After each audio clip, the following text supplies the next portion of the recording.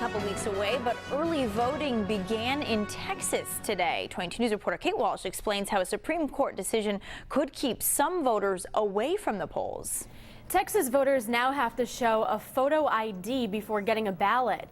And while some say it prevents voter fraud, others say it's a partisan effort to limit voter turnout.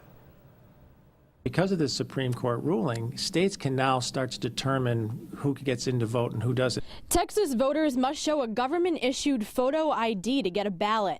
The Supreme Court approved the law 2 days before early voting began Monday, claiming it would prevent voter fraud. Political consultant Paul Robbins said most states requiring an ID are Republican and in the South. Shouldn't we have a national standard that would apply to all 50 states? Because now we're going down this slippery slope of having maybe 50 different rules in 50 states for how you can and can't vote. I think that's problematic. As Americans, we're proud to have the right to vote, but it's also inconvenient. It takes time out of your day and resources to get to the polls. And opponents of the voter ID law say that could be enough to deter minority groups from voting at all.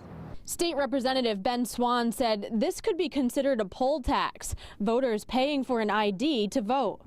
Older people, people of color, students, college students, young people, people who voted for Barack Obama in 2008. That's who they don't want voting. I think you should show your ID. It might stop people from trying to be you or cause some type of fraud, but I mean, stop whining and get an ID and go vote. Massachusetts does not require a voter to show an ID to vote. Texas is now one of 8 states with very strict voting identification laws, but a National Rifle Association license is permitted, but a student ID is not. Live in the newsroom, Kate Walsh, 22 News.